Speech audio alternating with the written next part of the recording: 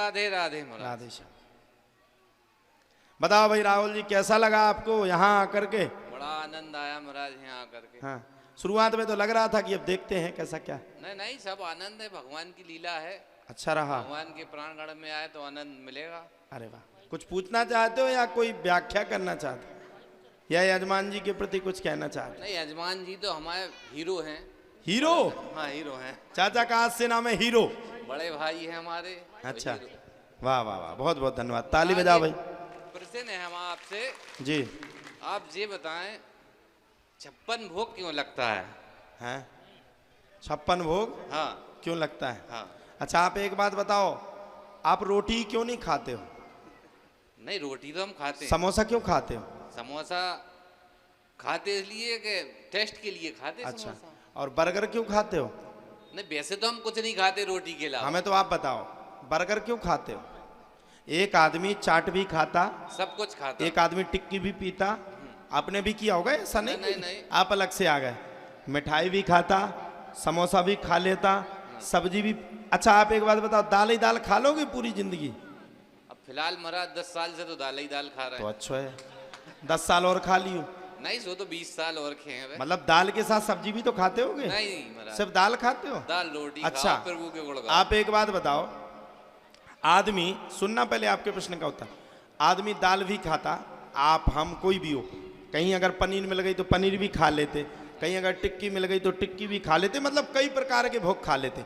जब हमारी जीवन में स्वाद हो सकता है तो क्या हम अपनी जीव से अगर स्वाद ले सकते हैं तो क्या उसी स्वाद का भोजन हम भगवान के चरणों में अर्पित नहीं कर सकते हैं? बिल्कुल कर सकते। इसीलिए ब्रजवासियों ने भगवान के लिए प्रसन्न करने हेतु 56 प्रकार के भोग लगाए। और सुनो, भगवान 56 प्रकार के भोगों के भी लालायत नहीं है।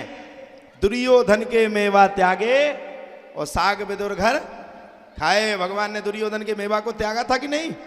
56 प्रकार के भोग को त्याग करके गए थे कि नहीं? और कहां खा लिया भगवान ने? कहां पहुंचे? विदुर जी के घर में केले की जगह केले के छिलके को खा गए।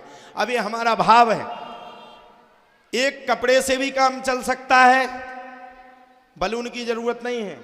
2 कपड़े से भी काम चल सकता है, और रोज कुर्ता पहनने से और अच्छा काम चल सकता है। तो हम सभी भक्तों का यह भाव है कि हम भगवान को अच्छे से अच्छा भोग लगा सके, इसलिए ब्रजवासियों ने भगवान के लिए 56 प्रकार के भोग का इंतजाम किया। और कुछ पूछना?